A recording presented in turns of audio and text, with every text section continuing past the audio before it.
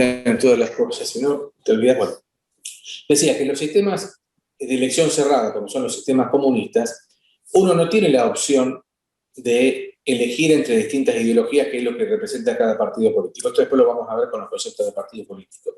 Cada partido político refleja una ideología distinta y en una elección abierta yo tengo la posibilidad de elegir entre varios. Bueno, sí, En la elección cerrada no. En la elección cerrada estoy ratificando lo que el único partido gobernante va a presentar como lista para ocupar cargos gubernamentales. ¿Por qué? Porque es el único que gobierna, porque obviamente en un sistema cerrado como un comunista no se aceptan otras ideologías. Si no se aceptan otras ideologías, no puede haber otros partidos políticos. Si no puede haber otros partidos políticos, no puedo elegir entre distintas opciones. Solamente hay una opción. Entonces, cuando ellos hablan de que hay elecciones, verdaderamente es un acto eleccionario, pero no hay una elección. O sea, yo no puedo elegir entre varios, sino que estoy ratificando lo que el partido gobernante, en este caso el Partido Comunista Cubano, ha puesto a disposición de los electores como única forma de poder votar. O sea, sí, yo voy a votar. Como acto eleccionario voy a emitir un voto. Si no lo hago, obviamente tengo consecuencias. Habrán leído no hace mucho tiempo atrás en las elecciones en Venezuela, por ejemplo, donde son semiabiertas porque se puede presentar la oposición, pero como no estaba garantizada la elección, digamos, garantizar los derechos de todos los candidatos a presentarse libremente y que haya un escrutinio definitivo válido, no se presentó la oposición. Entonces, los únicos que estaban presentes eran el partido gobernante, el partido de Maduro. Ese partido, por ende, cuando se presenta y uno de sus candidatos dice, bueno, aquel que no vaya a votar, no le vamos a dar de comer. Con lo cual, estamos viendo, en definitiva, esa limitación que ejerce el partido gobernante, esa presión, en definitiva, que está ejerciendo sobre los votantes, como para decir, bueno, el pueblo nos ratificó, porque ellos quieren buscar también en estos sistemas esa ratificación popular. Claro, es una ratificación popular elegida a través de la, digamos, de la presión que ejerce el partido gobernante para darle un sesgo democrático que en realidad dista mucho de serlo, esta es la realidad. Por eso es una verdadera falacia cuando uno habla de elecciones en los sistemas cerrados, porque no está. Pero bueno, a lo que iba con esto es que por un sistema o por el otro, o por la conquista, se obtiene el poder. Usted dirá, bueno, la conquista eran los sistemas antiguos, ¿no? Como forma de adquisición del poder, donde, bueno, la violencia era remarcada, sobre todo en el feudalismo, cuando un señor feudal pretendía adquirir mayor poder, el poder se medía con la adquisición de la tierra, entonces se enfrentaba a otro señor feudal y si ganaba, anexaba ese territorio al de él y era mucho más poderoso, porque justamente el poder se medía por la posesión de la tierra. En la actualidad ustedes dirán, bueno, pero la conquista existe. Sí, existe también a través de un golpe de Estado o de la revolución. ¿Son formas válidas? No, son formas, digamos, inconstitucionales, ilegítimas, que obviamente, por ejemplo, una revolución que se pierde pasa a ser rebelión, y la rebelión está penada constitucionalmente como un delito, sedición o rebelión contra el gobierno actuante. Entonces, las consecuencias de perder una revolución también son consecuencias inconstitucionales con lo que ello puede acarrear penalmente como sanción definitiva. En cambio, si es triunfante, va a adquirir el poder. Y lo que estamos planteando acá es quién efectivamente tiene el poder. Puede ser, como les decía, en forma democrática, con una elección abierta, en una forma de elección cerrada, que no es democrática porque no tengo otra opción más que elegir a la lista que presente el partido gobernante, o a través de la conquista mediante una revolución o un golpe de Estado.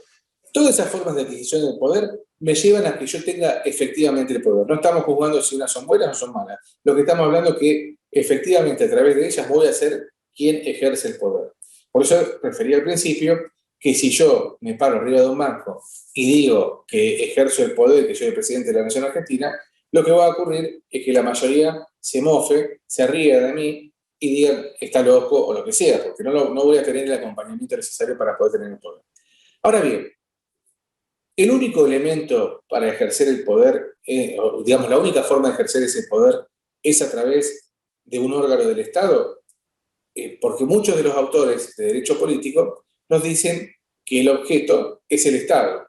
En realidad está limitando a aquellos quienes decían que era el Estado solamente el ejercicio de poder a un organismo, que puede ser obviamente un organismo estatal, cuando en realidad ese poder se puede ejercer de muchas maneras. O sea, yo puedo ejercer el poder, por ejemplo, a través de grupos de presión. ¿Qué son los grupos de presión? Me dirán ustedes. después lo vamos a ver con mayor detenimiento, pero para que ustedes vayan entendiendo, los grupos de presión son aquellos que no adquieren, o sea, no forman parte de la estructura del poder porque no son, en definitiva, elegidos popularmente y ni tienen un cargo y demás. Pero han formado, por ejemplo, ONG, sindicatos, la misma iglesia, que a través de esas instituciones ejercen el poder sobre quien efectivamente lo está ejerciendo. O sea, lo ejercen de manera indirecta, presionándolo, porque tienen también parte del ejercicio del poder a través de estas instituciones. O sea, nadie niega el poder que puede tener la iglesia a la hora de que sus fieles, por ejemplo, voten en contra de lo que fue, por ejemplo, la ley del aborto. Más allá de que pierdan, ejercían una influencia sobre ese sector. O en su momento, cuando volvimos a la democracia, sobre lo que era el tema de la ley de divorcio. Ustedes no lo han vivido porque eran muy chicos, pero bueno, yo era muy joven y recuerdo marchas que ejercía la iglesia en contra de la votación de la ley de divorcio. Para ustedes hoy es algo ya natural y normal que exista esta ley de divorcio, pero en los albores de la democracia esto no era algo común, no era algo que fuera bien visto, y sobre todo cuando tenía un peso, no digo más importante, pero digamos bastante efectivo la iglesia con marchas y demás. La ley salió sancionada igual. Los sindicatos también, obviamente, cuando buscan, en definitiva, lograr, por ejemplo, como ocurre habitualmente, se sientan a negociar con el gobierno, una paritaria para lograr un aumento de salarios, por ejemplo, o determinados derechos, y bueno, ¿tienen elementos para ejercer el poder? Sí, a través de un paro, por ejemplo, están ejerciendo y influenciando sobre el ejercicio del poder de quien lo está detentando en ese momento, que es el presidente de la Nación o el gobernador provincial. Hablo, por ejemplo, del sindicato de docentes, sabemos que están en este momento negociando las paritarias y bueno, si no lograse un acuerdo, está ofrecido, por ejemplo, el 35%, podrían tranquilamente ir al paro y ocasionar un problema para el gobierno en este momento, que estamos planteando el reinicio de las clases y demás, bastante importante. Entonces, hay otras formas de ejercer el poder. Otra más, por ejemplo, para que ustedes lo tengan presente, las ONG, yo les mencionaba anteriormente. Vamos, por ejemplo, al caso de Greenpeace. Greenpeace, por ejemplo, cuando logra a través de sus seguidores frenar la pesca de la ballena, a lo mejor en algún mar donde se hace efectivamente esto, como por ejemplo el mar de Japón, o en tantos otros lugares, o de delfines y demás, o los medios de protesta que ellos hacen, están ejerciendo también poder. O sea, estamos viendo, y por eso yo digo que no puede quedar solamente el ejercicio del poder limitado al ejercicio del poder estatal. Hay otros ejercicios del poder que de alguna manera coadyuvan al ejercicio del poder, o influyen, mejor dicho, sobre el ejercicio del poder de quien está ejerciéndolo en el Estado. Hablaba de los grupos de presión. ¿Ahí a qué grupo, digamos, los grupos de presión, sobre qué parte del poder están ejerciéndolo? Generalmente sobre el poder legislativo, porque estos grupos de presión, donde, bueno, en Estados Unidos está legislado, y generalmente tenemos alguna figura importante que es quien representa esos grupos de presión para hacer lo que llaman lobby, porque ese es el nombre que se le da a los grupos de presión en Estados Unidos, influyen sobre los diputados para votar una ley de forma determinada. Por ejemplo, estábamos viendo en estos tiempos la ley de hidrocarburos, algunos quieren aumentos sobre estos porcentajes que les corresponden a las provincias y demás. Bueno, obviamente hay sectores de la producción de hidrocarburos que ejercen esa presión sobre los legisladores a fin de que voten en determinada manera esa ley. ¿A cambio de qué? Bueno, puede ser a cambio de la sanción de los diputados, por ejemplo, de Río Negro, de Neuquén y de otras provincias que en definitiva se dedican a la producción de hidrocarburos de determinada manera. Entonces, hay negociaciones y por eso hablamos de que el ejercicio del poder es mucho más amplio que el que se hace efectivamente sobre el Estado. Hay distintos vectores que en definitiva influyen de una manera u otra sobre lo que es el poder en sí. Por eso no lo agotamos exclusivamente al poder ejercido por parte del presidente, del órgano legislativo y o judicial, también ahora en boda con la reforma judicial también, si los jueces tienen o no poder como para ejercer sobre los gobernantes. Y sí, de alguna manera en algunos temas lo tienen, sobre todo cuando estamos hablando de cuestiones que hacen a cuestiones derivadas de la política, por ejemplo, el ejercicio del poder también debe ser juzgado si hay violación de ese ejercicio natural a través de la corrupción o a través del abuso de ese poder. Y bueno, ahí el Poder Judicial es quien tiene que detentarlo y ser objetivo. Ustedes dirán, bueno, esos jueces terminan siendo elegidos en definitiva por el poder político. Bueno, ahí es donde radica fundamentalmente el error. me causa por ahí mucha gracia, ¿no? Cuando hablamos hoy en día de querer generar un nuevo tribunal por sobre encima de la Corte Suprema, y en realidad lo que le falta a esos dirigentes políticos es la lectura de la Constitución. A ver, la Constitución establece que el órgano supremo del Poder Judicial es la Corte Suprema de Justicia. Entonces no puede haber otro poder por sobre encima de él, salvo que se haga una reforma de la Constitución. Pero no puede salir por ley porque sería inconstitucional. Se mire por donde se mire. No hay otra forma de influenciar sobre el Poder Judicial y que además no debe haberla. Está correcto que no la haya, porque por algo tenemos un sistema de separación de poderes o de división de poderes, como ustedes quieran mencionarlo mejor. En realidad, para que ustedes les quede claro, el poder es uno solo. No hay distintos poderes y demás. Hay distintas formas de ejercerlo, el poder, directa o indirectamente, pero siempre va a ser uno solo. Algunos lo podrán ejercer de una manera, en forma directa, otros lo ejercerán en forma indirecta, pero el poder es uno solo. Cuando hablamos, por ejemplo, de lo que es el gobierno en sí, de un país, hablamos de separación de órganos, no de separación de poderes. Por eso hablamos de un órgano ejecutivo, legislativo y judicial. Esto, aunque parezca mentira, es el ABC del funcionamiento de una democracia presidencialista que obviamente está desvirtuado, lamentablemente, de cómo debería ser ese ejercicio del poder, porque la realidad es que es, como Montesquieu había establecido, un sistema de frenos y contrapesos, donde, sin irnos al concepto de que el Poder Ejecutivo es un mero órgano ejecutor de leyes, porque sabemos que la realidad no lo es, sino que es quien activamente está en el ejercicio del poder, pero sí es cierto que el legislativo debe controlar a ese presidente y debe ser quien sancione las leyes. Por eso también se desvirtúa el ejercicio del poder con el tema de los decretos de necesidad de urgencia. Hoy en día, más que hoy en día, desde el 83 en adelante están en boga como forma de legislar, cuando en realidad es el Congreso quien debe legislar y aprobar todo tipo de medida legislativa que no puede ser reemplazada por un decreto, ni de necesidad de urgencia ni de ninguna otra índole. Y un poder judicial que en realidad lo que debe hacer es aplicar la justicia sancionada por el legislativo al caso concreto. Y en esto no puede estar exento ningún ciudadano del país, porque en eso somos todos iguales. O sea, frente a la justicia tenemos que ser todos iguales. ¿Vieron que la justicia tiene una balanza y está ciega? O sea, tiene una venda. Bueno, justamente porque ella no distingue entre los ciudadanos de distintas jerarquías.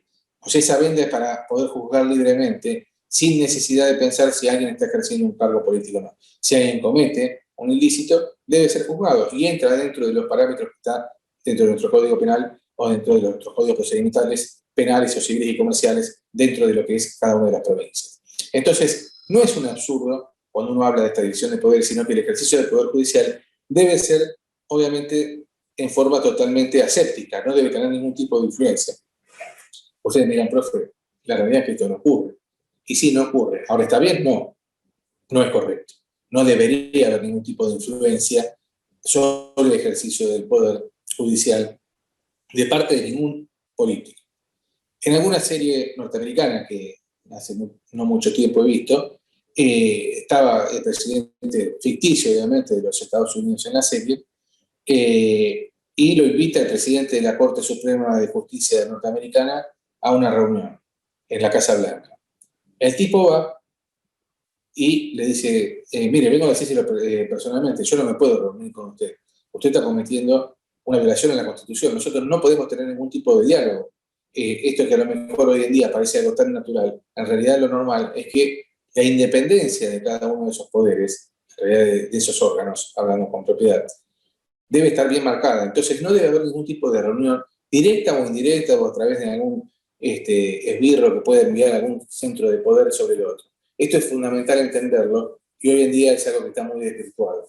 Pero como estamos hablando del poder y estamos entendiendo estos conceptos, es importante remarcarlo porque a veces pareciese que es algo totalmente natural que un presidente o alguien vinculado al presidente se reúna con alguien vinculado a algún ministro de la Corte para que, bueno, vote de tal o de determinada manera en una sentencia donde se está juzgando a alguien vinculado a la política. Y esto es aberrante, no debería ser así. Por eso, uno de los pilares, hoy tan desvirtuados de la elección de esos jueces hasta lo que es, en definitiva, el ejercicio de ese poder judicial, vinculado lamentablemente a la política, sea de un lado o del otro, es algo que le hace pésimamente a la democracia y a nuestro sistema presidencialista.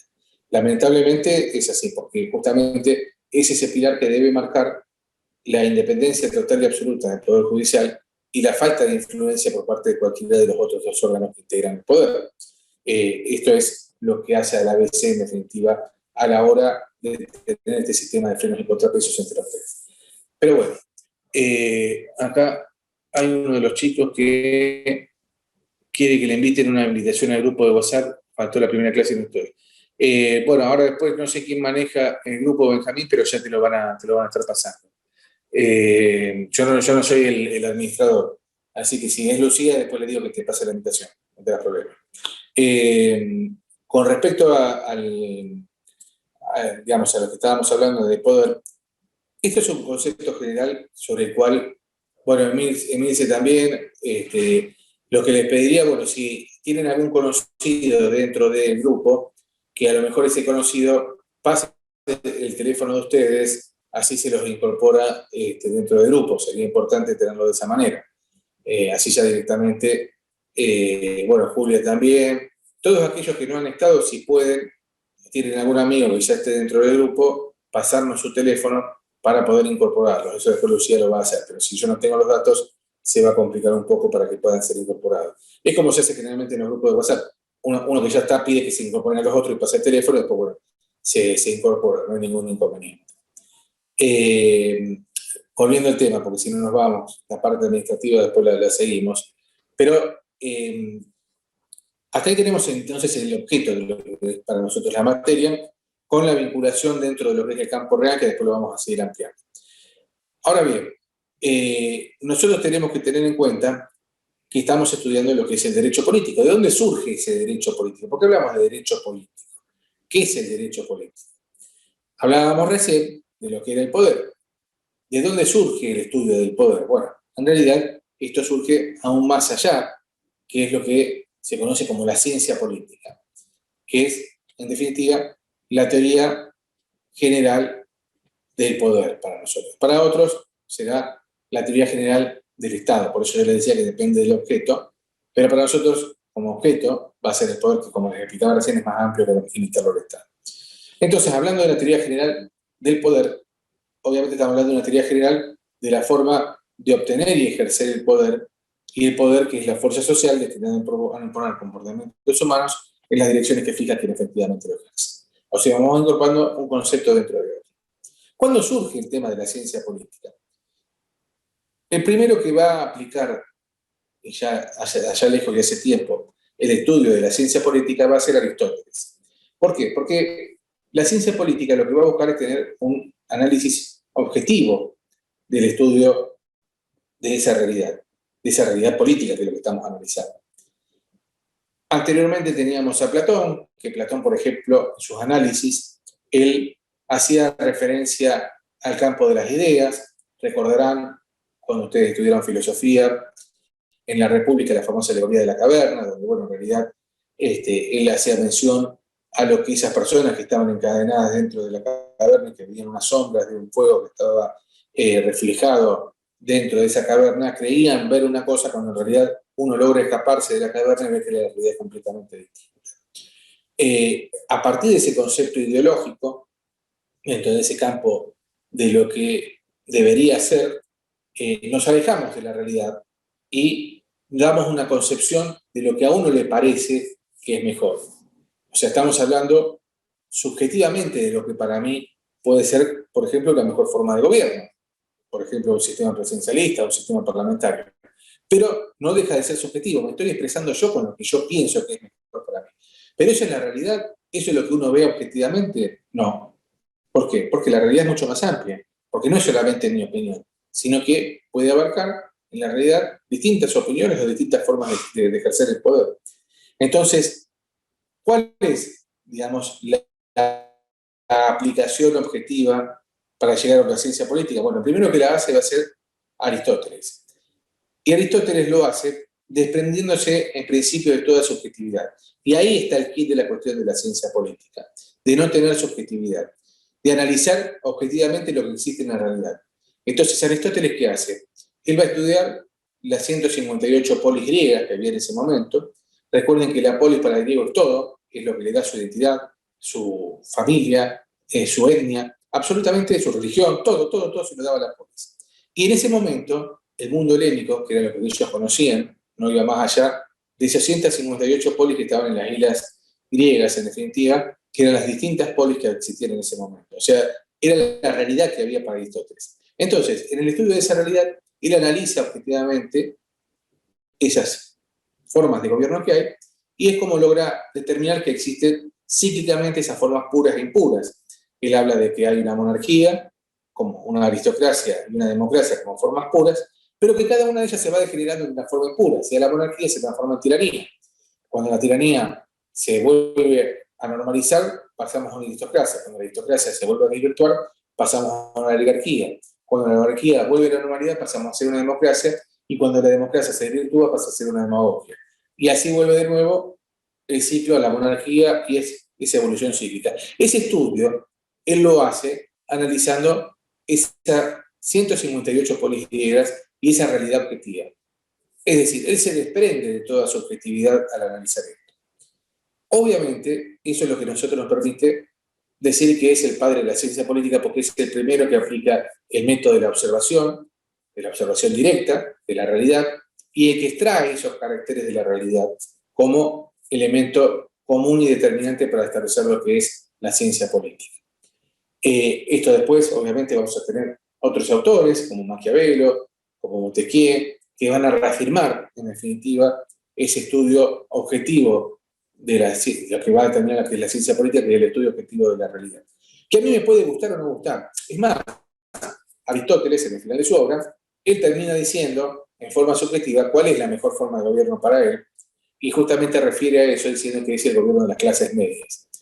Ojo, cuando habla de clases medias, esto lo vamos a ver con detenimiento, no refiere a lo que sería un gobierno de clase media hoy en día, sino que quien lo toma y mejor lo expresa es Polibio, que es un seguidor de Aristóteles que se va a vivir a Roma, y ve en la República Romana ese gobierno de clase media que él lo llama gobierno mixto. ¿Por qué?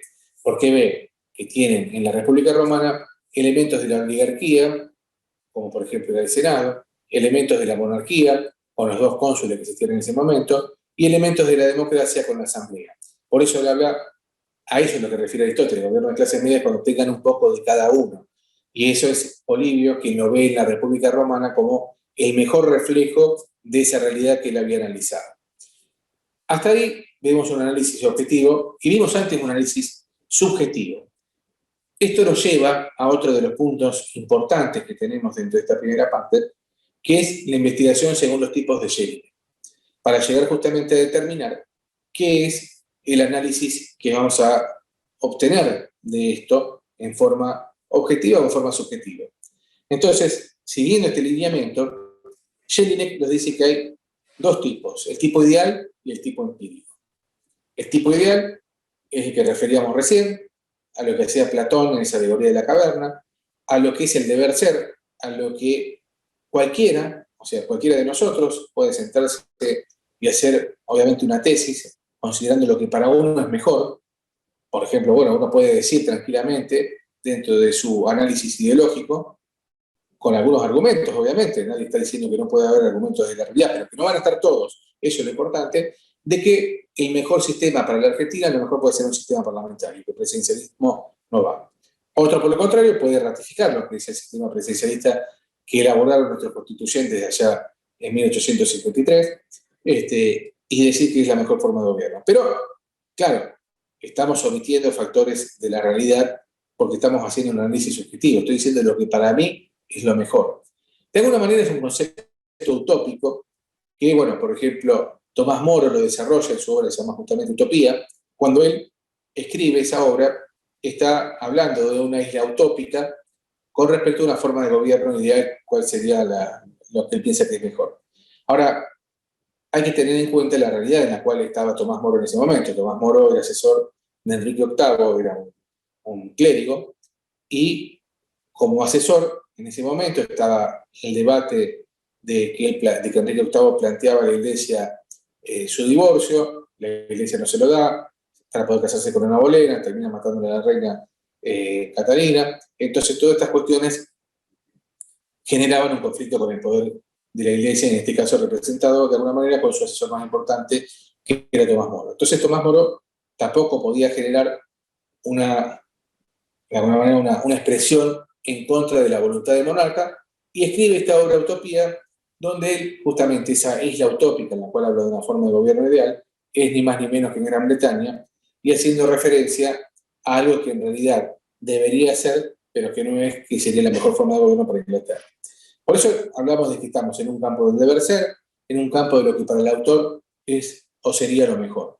Distinto es el tipo empírico. ¿Por qué? Porque el tipo empírico, siguiendo un poco lo que Aristóteles había hecho en su momento, y que después de hacer Maquiavelo también y demás, extrae los caracteres comunes del género que vamos a estudiar y los extrae de la realidad. Cuando hablamos del género, desde el punto de vista del derecho político, estamos estudiando, por ejemplo, cómo determinar cuando estamos en presencia de un sistema presidencialista. Entonces, primero, geográficamente me voy a ir a donde hay sistemas presidencialistas. ¿Dónde se encuentran los sistemas presidencialistas? En América. ¿Por qué? Porque a partir de la Constitución norteamericana en Estados Unidos, en la mayoría de los países por debajo de Estados Unidos, no arriba porque Canadá mantiene un sistema parlamentario, pero de Estados Unidos para abajo, tienen sistema presidencialista, por lo menos en su gran mayoría. Esto nos indica que la creación de ese sistema novedoso fue luego tomado por la mayoría del continente americano al independizarse de lo que eran los colonizadores que ellos tenían, España, Francia, Inglaterra y demás. Todos siguieron ese mismo lineamiento. Buscar una independencia de ese poder, una forma de gobierno distinta de la que existía en Europa, y mantenerse de alguna manera con un sistema totalmente novedoso. Entonces, estudiándolo ahí, ¿cómo nos tenemos? Porque no todos los presidencialismos son iguales. A ver, si comparo Argentina con Estados Unidos, por ejemplo, una primera diferencia que vamos a tener es que en Estados Unidos la elección es indirecta, como era antes de nuestra Constitución de 1853, o sea, a través de un colegio electoral. Lo hemos visto incluso con esta última elección, donde Trump decía que tenía tales estados. Eso es muy importante porque quien gana el estado se lleva todos los votos de ese estado, y bueno, ya gana, por ejemplo, California o Florida, que son muy grandes, y eso hace que ganen una elección. Pero también es cierto que analizándolo objetivamente le da a otro de los elementos que uno por ahí estudia, como es el federalismo, mayor participación federal. Mientras que en el caso nuestro, con el sistema directo, uno cree que, bueno, está votando directamente por un presidente y que todos tenemos participación. Yo, al menos en su momento, en el año 94, lo había entendido así, pero es aquí mi error. ¿Por qué? Porque cuando uno analiza la población que existe en un país y ve dónde está radicado los centros de población más importantes, se da cuenta que la elección presidencial queda determinada entre provincia de Buenos Aires, capital federal, Santa Fe y Córdoba. Y con suerte, si la cosa está muy peleaguda, podemos sumar a Mendoza. Pero la verdad, la realidad nos demuestra, y esto pueden buscar los antecedentes, googleenlos si les parece, van a ver que no existe la posibilidad de que, sumadas todas las otras provincias de la República Argentina, puedan revertir una elección de un presidente si no tienen los votos en provincia de Buenos Aires, en capital, Santa Fe y Córdoba. Es muy difícil revertirlo, sobre todo en provincia de Buenos Aires, que sabemos que es uno de los bastiones más importantes de poder y que de alguna manera marcan también el resultado electoral. Recuerden, por ejemplo, La Matanza tiene casi la misma cantidad de población que la provincia de Santa Fe, entonces es muy difícil revertir una elección con estos centros de poder. Por eso, más allá de lo que uno pueda analizar desde el punto de vista federal, el sistema de voto en directo a través del colegio electoral era mucho más representativo. Pero bueno, esa es otra discusión. Lo importante es que para analizar y extraer el género que llamamos sistema presidencialista, tenemos que extraer esos caracteres comunes que se van a dar en todos los sistemas presidencialistas que tenemos, desde Estados Unidos hasta la Argentina.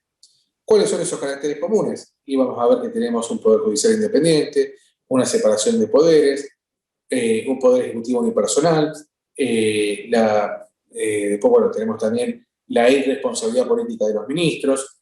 Bueno, todos los caracteres que vamos a ver después en lo que hace el sistema presidencialista. Esos caracteres, cuando uno estudia científicamente, se van a dar siempre, se van a repetir en todos los casos. Yo doy siempre otro ejemplo, que es por ahí más burdo, pero que sirve para entender. Pregunto, ¿qué es esto? Lo que les estoy mostrando acá. Y todos me dicen, un celular además. No, pero antes que un celular, ¿qué es? me autocontesto yo mismo, porque lamentablemente no podemos hacer ese feedback que podemos tener en una clase presencial, y les digo que es un teléfono. Es un teléfono que, al igual que este que tengo acá, en este caso el mío es con botones, como pueden ver acá, pero bueno, hay otros más viejos, no sé si lo habrán visto con el disco, otros con otros botoncitos, otros inalámbricos y demás. La forma es distinta, pero ¿cuál va a ser el carácter común que va a tener todo esto? Que me va a permitir comunicarme. No importa si es celular, si es fijo, si es inalámbrico, si es con cable.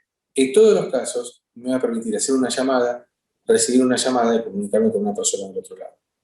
Esos son los caracteres comunes del teléfono.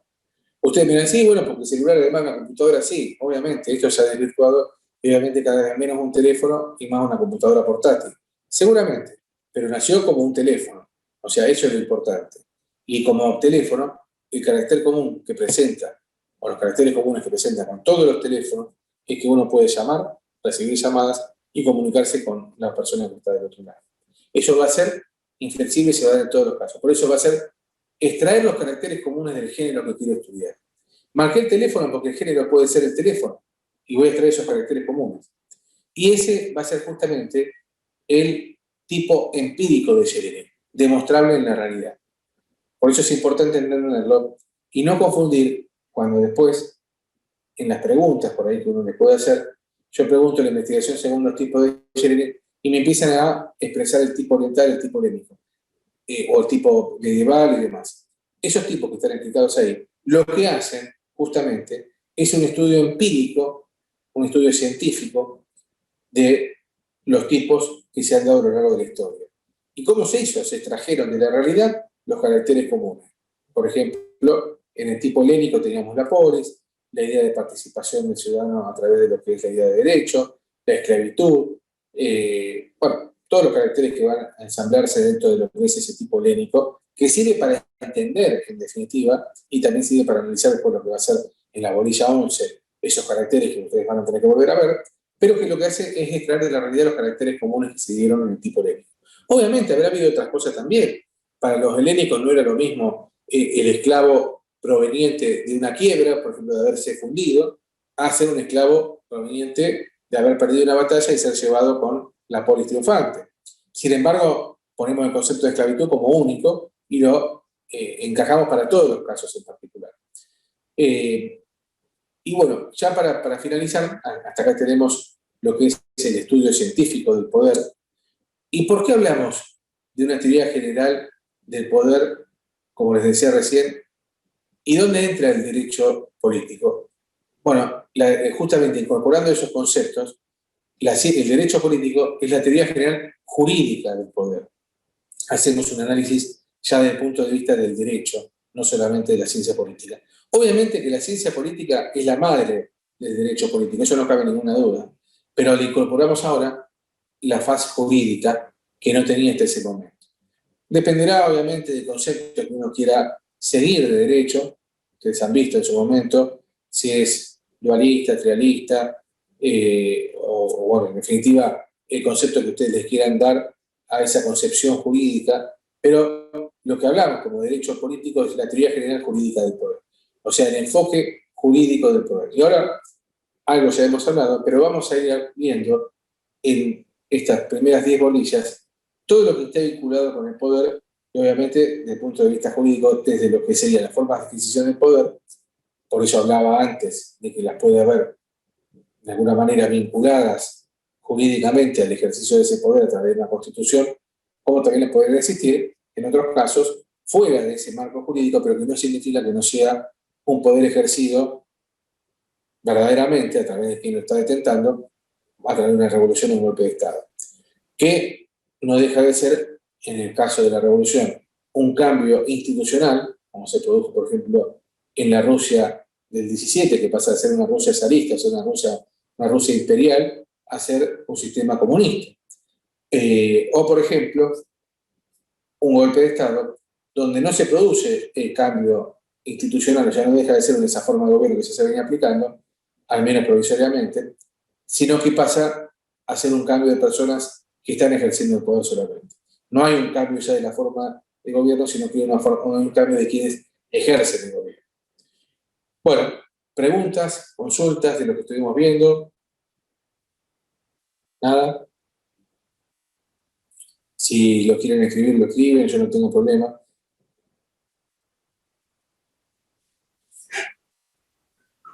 ¿Alguna duda con el tema del material que está subido al campus? Les pediría que lo vayan analizando también, vayan leyendo un poco, sobre todo esto que estuvimos hablando ahora. Bueno, gracias Maximiliano, estamos, Maximiliano, estamos ahí que se entendió. Bueno, si yo por ahí voy muy rápido, les pido que me lo pasen, me paren,